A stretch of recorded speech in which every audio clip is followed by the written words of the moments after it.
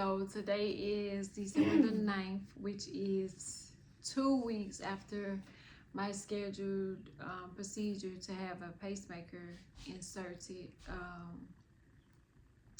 I obviously decided to postpone the procedure. I guess, if you will, I decided to listen to my own instincts about it. I wasn't 100% comfortable with the procedure. It was stressing me out. It was depressing me. It was one of those things that if you think you got it, then you really do have it, and you start feeling like that. So I started feeling like there was something wrong with my heart, and I was acting like it. My energy level went down, which once I went to the last doctor on November the 19th, and he was like, well, in February, your potassium was low, your vitamin D was low. When was the last time it was checked? And I was like, well, February was the last time it was checked. So I started doing research, and all of and even the medication that she had me on in June and July, when I wore this during the summertime. And this kind is different. The kind that I had last time, it just went here, and then there was a little part that attached here. This one has 3 different parts to it. There's one here that goes here, there's one here, and then there's one that goes like directly over the heart, I guess, because from my understanding, the heart's kind of in the middle, but this is over towards the left. So it's 3 different leads, where the other one was just one. I've been wearing this since November the 22nd, so not quite 2 weeks yet, and I have to wear it for 30 days. So there has been no lab work done since February, except for it was done on November the 22nd. I had 3 appointments that day. I had lab work done, I had a chest x-ray, and I got the heart monitor. Something about having a foreign object placed didn't sit right with me. I just didn't feel 100% okay with it, and my intuition was like off. And I am one of the worst people when it comes to listening to my intuition about myself. If it had been one of the kids and I wasn't 100% comfortable with it, I just wouldn't have done it. I would have did my own research. I would have came up with my own conclusion, and that would have been that. With myself, I was just like, well, whatever you say I need to do to prolong my life to be around for my kids, then let me go with it. I didn't question it. However, I did seek about 3 different opinions, and the last opinion was the one that really mattered the most, because he didn't have a stake in it. Like, he wouldn't have benefited either way. But I value his opinion professionally and personally about not doing it and repeating certain things. But the low vitamin D and low potassium would cause all of the symptoms I was having and still having, that I didn't know was coming from the low vitamin D and the low potassium. I only thought my iron was low because I was cold all the time, eating ice. The symptoms that you have that come with what is it,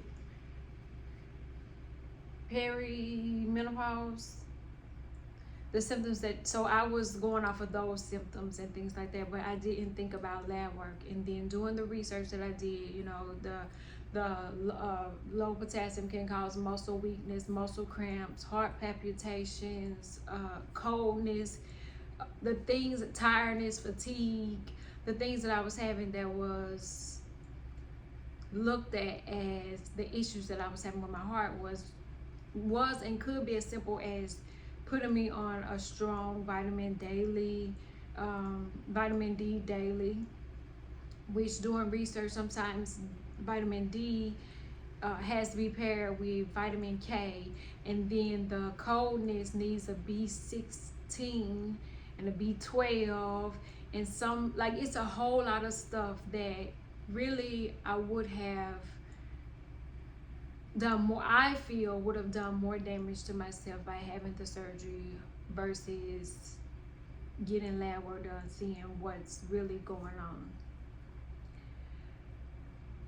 So my advice to anybody with endometriosis, adenomyosis, fibroids, cysts, see a cardiologist as well if you are having issues with your heart, because I wholeheartedly believe that the endometriosis has spread to my diaphragm and in my chest and my rib cage. I have been feeling pain with my cycle in my rib cage and in my chest, and sometimes it causes trouble breathing, which trouble breathing is caused by asthma, which a lot of times they say asthma and allergies and things like that is, could be a result of endometriosis. So endometriosis can cause a whole lot of stuff that we only think reproductive. There are even my doctor, I had to say, yeah, endometriosis can be in the chest, it can even be on the brain. And like while we were in the doctor's appointment, she Googled it and was like, you're right.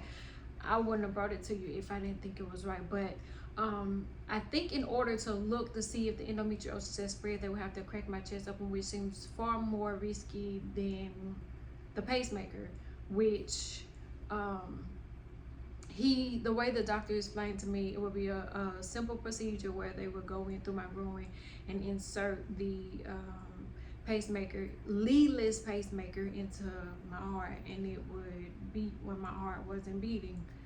The only thing that was saying that I was having trouble with my heart was the heart monitor. The EKG was normal. The MRI that I had October the 23rd was normal.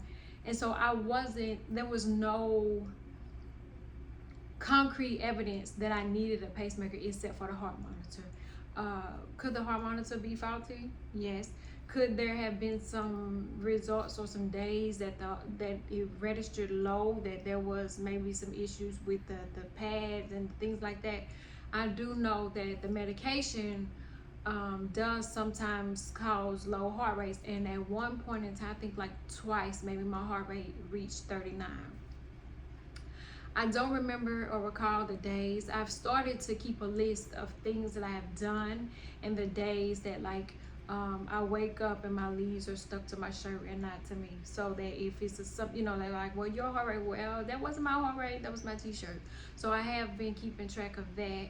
I did try to increase my potassium and vitamin D.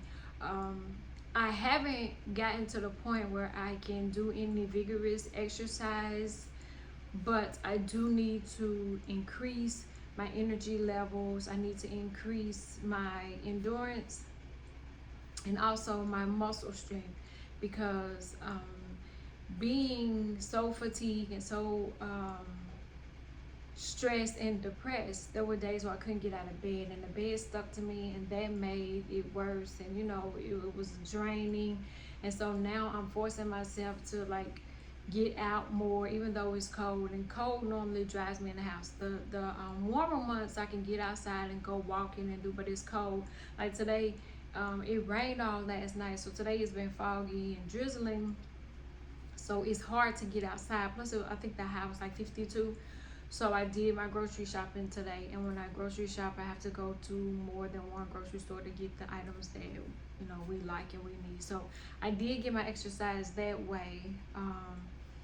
I should have turned my watch on to see how many calories I had burned. I do know that in the times that I've worn my watch, I've never gotten a warning message that my heart rate had dropped too low. I've gotten where you've been sitting still and your heart rate has increased to over 100. I've gotten those messages, and I noticed that the times that I get those, it's usually around the time that I've had some type of CBD or edible or something like that. So I know that tends to raise my heart rate, but drop it, I wasn't aware.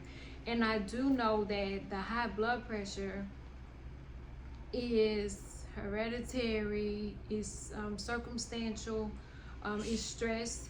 Every doctor, you know, says stress is stress is stress. And my question is like, have you met a black mom that wasn't stressed?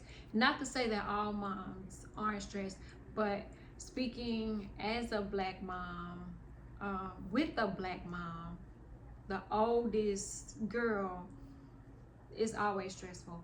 I can not count at all the times when I've been able to just chill out and not stress about anything, be like, you know what, I don't care.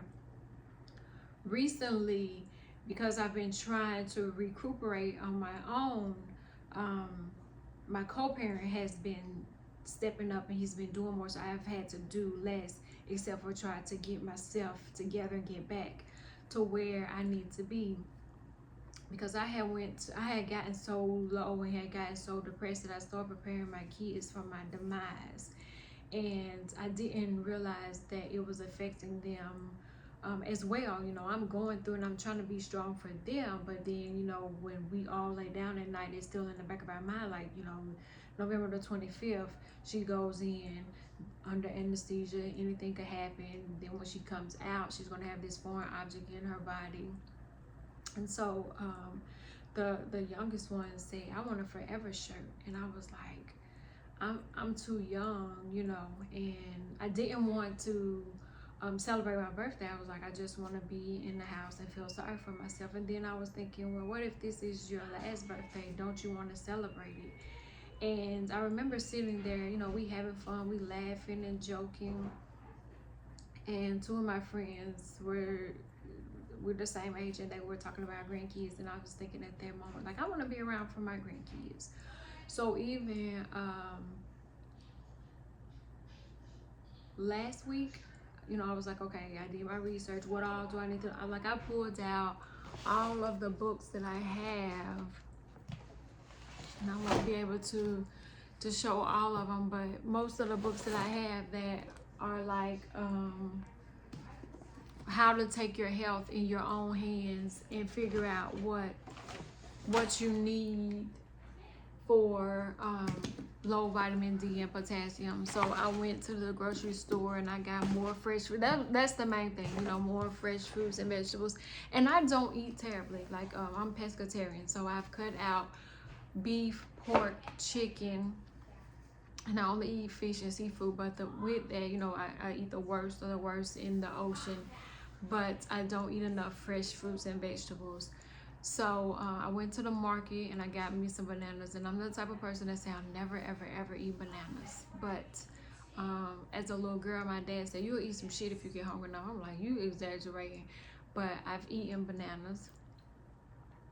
The other little raw vegetables, you know, I've taken to eating those without really thinking about it. Like, it's in the refrigerator, it's easy, you know, I don't have to think about it. I can snack off of that. So I've been doing more of that to try to increase my potassium. And I have a doctor's appointment with the regular cardiologist on January the 6th. So hopefully by the time that this video comes out, I've already seen the cardiologist. She has the results from the heart monitor, because I'll start wearing the heart monitor on December the 21st. I'll mail it back to them on the 22nd. It takes them maybe about 3 days to get it, which will be Christmas. They'll be closed probably until the 1st of the month. And then it takes a couple of weeks for the results to get back. So I'll just be watching my chart in the meantime to see when they input it in there. But I'm hopeful. I'm doing the things necessary to increase the vitamin D and the potassium on my own. And I will ask her, although there was labs done on November the 22nd, I'll ask her to repeat labs on January the 6th to see, even compare with what was done in February to what was done in November, and then January to compare to see if what I did between November the 22nd and January the 6th has increased or helped in any way, and then I know I'm on the right path. So listening to my intuition, I have to get in the habit of trusting myself, knowing myself, and believing in that gut feeling. Like, if it doesn't feel right, don't do it. If you don't feel 100% certain, don't do it. If you have something where you second guessing it, listen to it. Get that second, third, fourth opinion. You are your biggest advocate, and if it doesn't feel right with you in your soul, it must not be right. And then when I say that everything has started to work out and align with what God wanted, I the appointment with the last doctor, when I woke up and it was like making an appointment with him, I was like, really? And so when I called, they were like, he doesn't have anything to the end of December. And I was like, well, it doesn't have to be a in person. Like, let him call me on the phone. I just want to holler at him. And I prayed about it, and I was like, Lord, you know what I want, you know what I need, you know what I'm going through. I put it in your hands, and I'm not going to worry about it anymore. And that's hard for me to do too, but I was able to do, in this thing, I was able to do it. I woke up to an email where the appointment was set for the following week, and it wasn't the end of December. And everything just worked out. Even, coming out of that appointment with him, it was like I came out in a different world, a different time zone. It was 5:30, but it was dark. The sky was purple. It was raining, cats and dogs, but it didn't feel like this world. It felt like of another world, but I felt relief. I felt scared. I felt peace, calm. And I talked to my sister. I was like, she was like, I don't know why you won't trust yourself more. Like, why not? When you know it and you feel it, why won't you trust it? And that's something that I'm trying to work out. Like, why don't I trust me? Why don't I feel like, because I'm not the smartest, but I pride myself on putting myself around people that are smarter than me so that I can learn from them. But I'm smart enough to know where to go find the answers to the questions that I don't know. And this time I had to look within and ask myself, like, where can I go? Where do I need to find reassurance at? Why do I not feel comfortable saying yes, scheduling it, and then laying on the table? All questions I had to answer myself, and most of them I still don't have the answers to. But what I can say is I'm grateful for the relationship that I have with myself. And I was like, no, you don't know, no, you don't feel comfortable. Keep searching, keep looking. And so now I feel like I'm on a better path of recovery, renewed faith, reset, restart. I feel like right now I'm at the point in my life. I did a video on TikTok where I said that a boomerang has to be pulled back before it can spring forward. I feel like I'm being pulled back, like stretched as far back. I wish I had a rubber band, and I don't know why I don't right here, but I feel like I'm being pulled back as far back as I can go, with the rubber band before I can propel forward and spring forward. Just like anything else, to spring forward, it has to be pulled back. It has to be aligned too to be able to hit its target.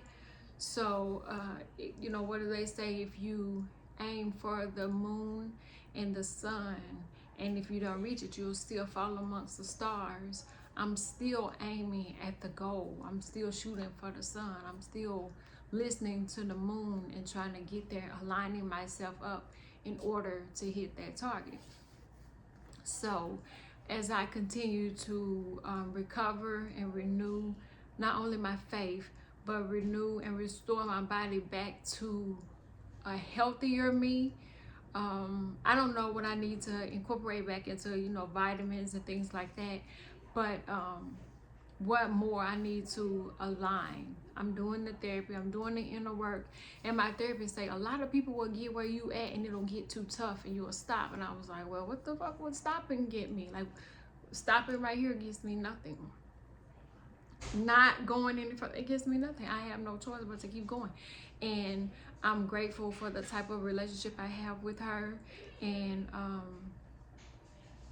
she's able to do the spiritual, the Christian, you know, the Baptist, anything like it, whichever way I go, she goes there with me. Spiritual, she'll take it there too. If I go Baptist, she'll take it there too. If I go, hey, I seen some redbirds today, it must be a good day, she'll go there too. And that has helped me. I was listening to a video today where she said you had to be tested, you had to be realigned, you had to remember when you asked for the signs and the symbols and the synchronicities, you had to remember why you asked for them and what to look for in those moments. And I'm so grateful for the relationship that I have with my God. It's not like anybody else's. It's not the relationship that my mom tried to give me with the church that she put me in. It's not the relationship that my kids have with God. It's my own personal relationship that I have, where I had to listen to his voice in a way that I can understand it. What I thought God's voice sounded like, it doesn't. And it's different for everybody, I think. I believe that we were raised, you know, in the South. It's a church on every 4 or 5 churches on every corner, but there was the white Jesus that hung on the cross that most of our, you know, grandparents and parents and things had on the wall. I had to realize that that wasn't who was talking to me. That's the voice I was looking for, but that wasn't the voice who was talking to me. My God sounds like me. He was saved what he wants me to hear in a voice that he know I can recognize. I wasn't listening for that. And for that, I had to, I don't want to say suffer, but I had to, was listening to Kirk Franklin, Lamb of God. I went left when he told me to go right, you know. But I'm standing here in the midst of my tears, and I claim you to be the Lamb of God. And even when I wouldn't do right, you know, you did, and you let me go in these circles because you was like, I told her to go left and she going right, and every time she take a right, she going into the circle, and if she'll just take a left, she'll get out that circle. So it's some lessons, some hard lessons that I had to learn along the way, but I'm grateful and thankful that I did this. And you know, this healing journey shit, I'll tell anybody, when it's not just a one time, oh thank God I learned that. Like once you heal from this, something else is waiting for you to heal that. Even with breaking generational curses, if you break that curse, that only breaks the chain for another one and another one, and it's a continuous journey. It's not a one-time journey. And if you feel like it's a one-time journey, then you ain't even got there yet. I heard my sister tell me she on her healing journey. Congratulations, because if you feel like it's just one thing, you ain't really got there. And I thought it was gonna be easy. I was like, oh, this one generational trauma curse that I gotta break, that's nothing. And then you break that, and then you know, it's something else. I told my therapist, I was telling my aunt, it's like Super Mario Brothers. Like you playing and you beat the, you know, the Bowser son in the castle. It's always a son. You beat him and he jump out and be like, ha ha ha, the princess ain't even here. See you on the next level. I'm like, God damn it. And you know, Mario tied and mama, he like, damn, I was here. She was here, at least I thought she was here. And I thought I was beating this, and I gotta go to the next level. And so along the way, you are losing lives, you're collecting lives, you're getting help from Yoshi's, and I haven't played Mario Brothers in a long time, so I don't know what's all on there, but you're getting these stars where you can go through it, and the ghosts not really affect you. You collecting coins, you getting extra lives and extra men, you getting big, and you getting wings and all kind of things, and you getting all, you collecting all of these items so that you can get to the castle at the end of that land. I think that's how it goes. I need to play my Mario. And then you get to the end of that one and you like, I'm at the castle, I got this, I got a sword, I got a Yoshi, I got this, and you fight them and you beat them and you do whatever you gotta do. You get the little fireballs and you throw them at them and you beat them and you like, oh good. Oh, and he like, guess what?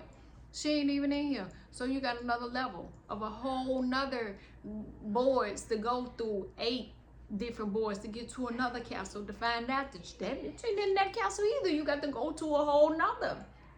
And so for me, that is how I explain this journey called life, the healing spiritual journey.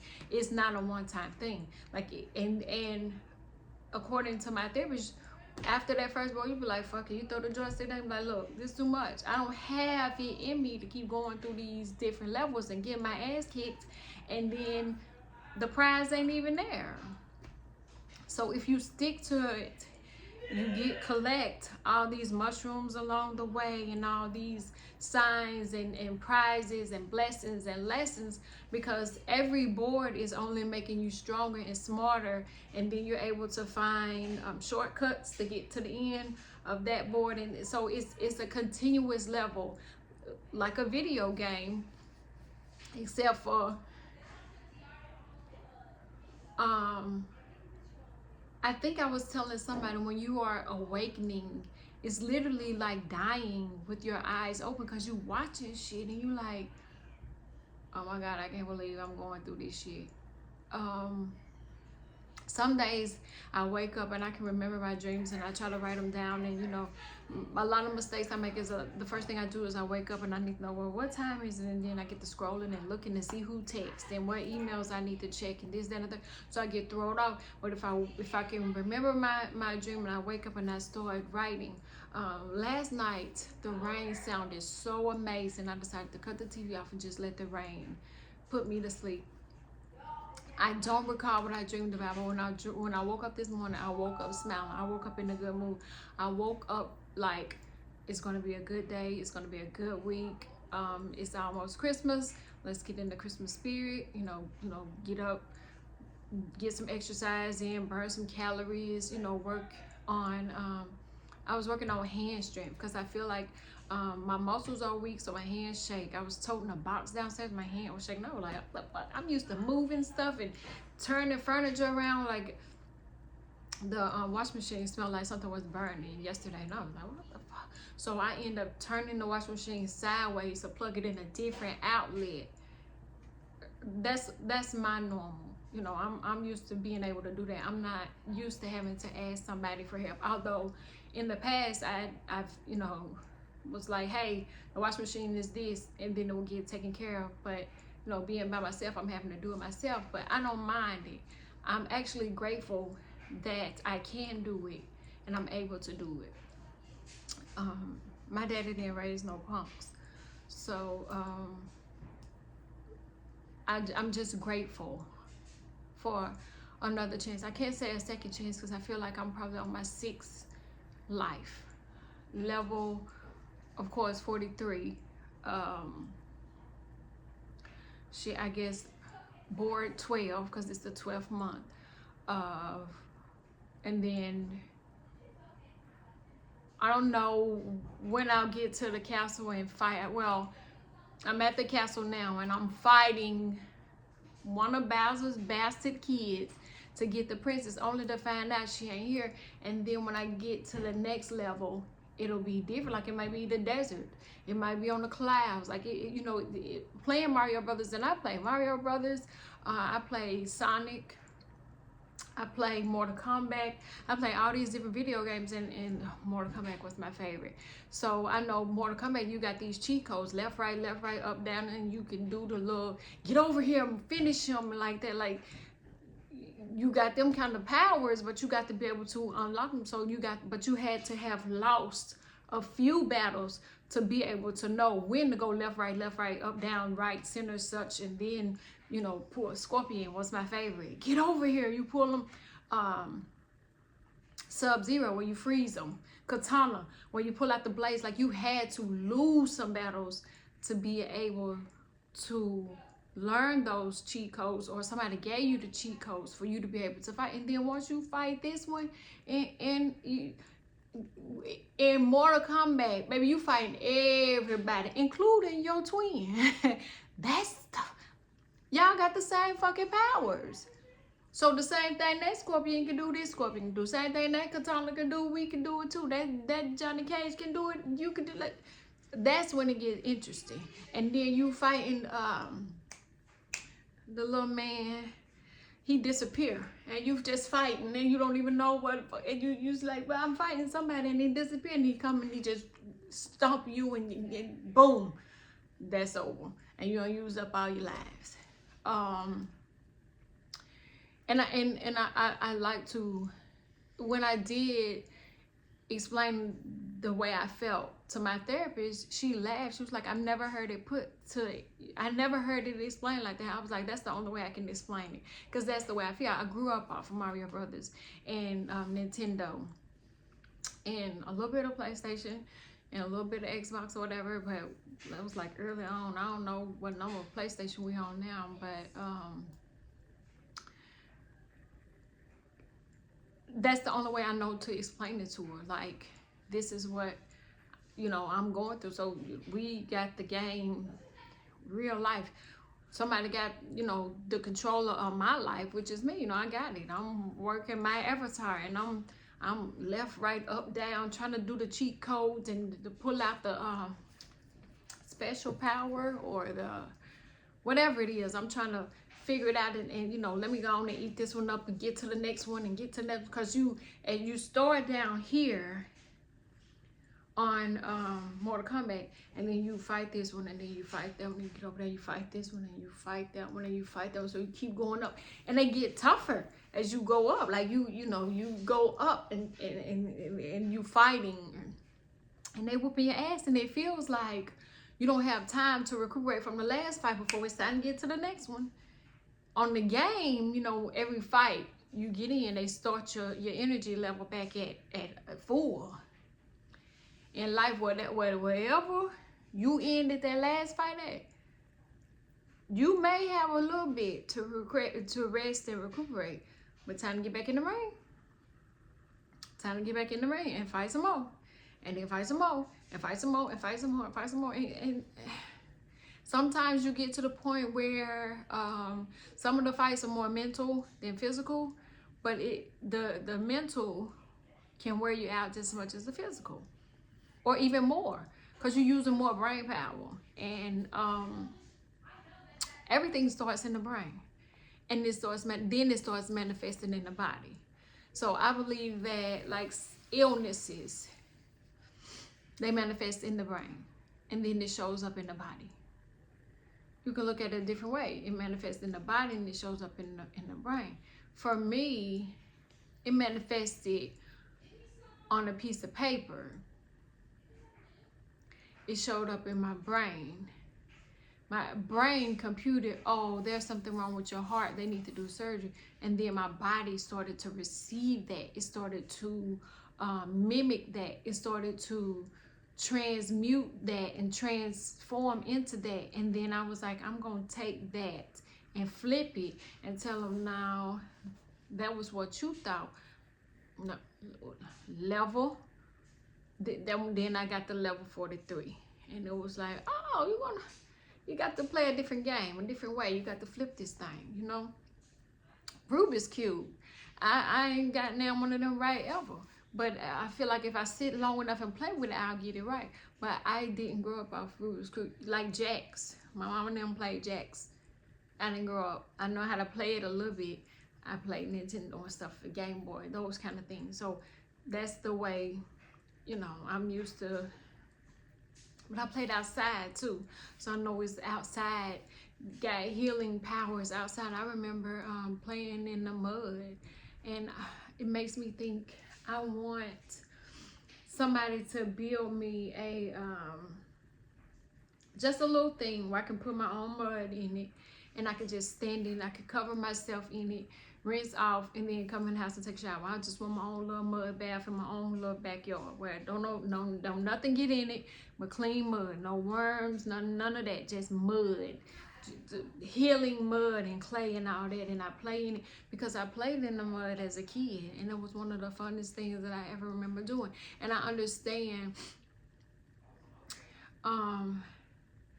Nas got a song, Once a Man, Twice a Child. where you start off as a baby, child, teen, adult, then you go to your elder years, and then you come back, but you have to, that inner child is what keep you going, that innocence, that joy of a child is what I think, like there's nothing to me more greater than a child's laughter, a baby's laughter, a baby's smile. I was looking at pictures of my kids when they was little, and when they were babies, and the toothless grins were the sweetest, most precious, most innocent smiles I've ever seen in all my life. Now they mouthful of teeth, and they just, so I am gonna try to keep up with what's going on from here. I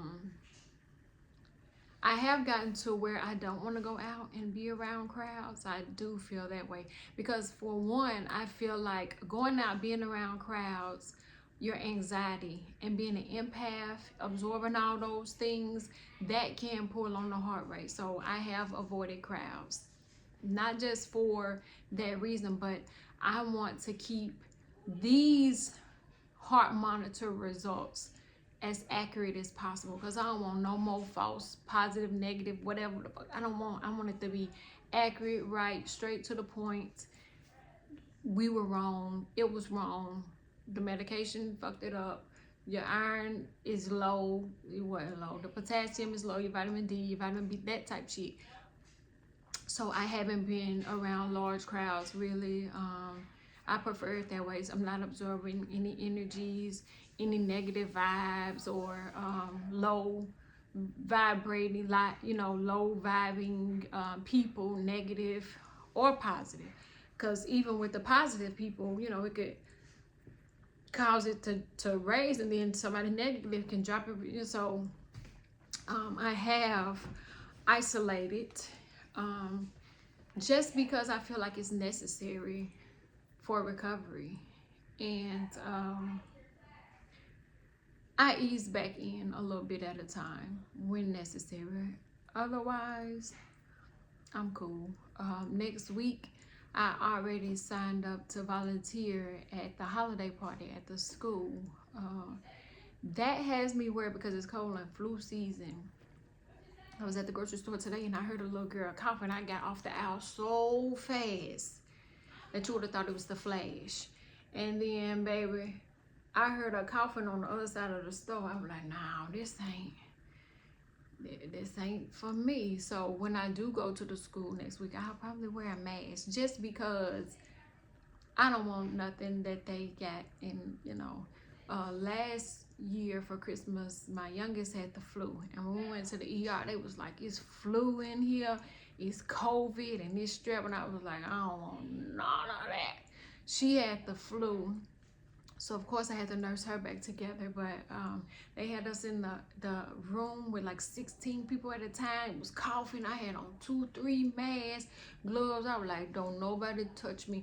We got to the house, we undressed in the garage. That stuff stayed in the garage for 2 or 3 days until I brought it in the house with gloves and stuff and took it to the washing machine and washed it, and I was like, no, I can't.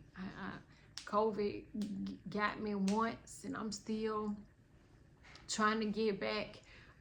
The seasons changed, so my allergies have, got a little out of whack, and I'm scared to take Benadryl. Online where they say Benadryl causes memory loss. I'm at an age now I can't lose no more memory. I already forget what I went in there for in the first place. So I'm looking for natural herbs in my books and stuff, plus my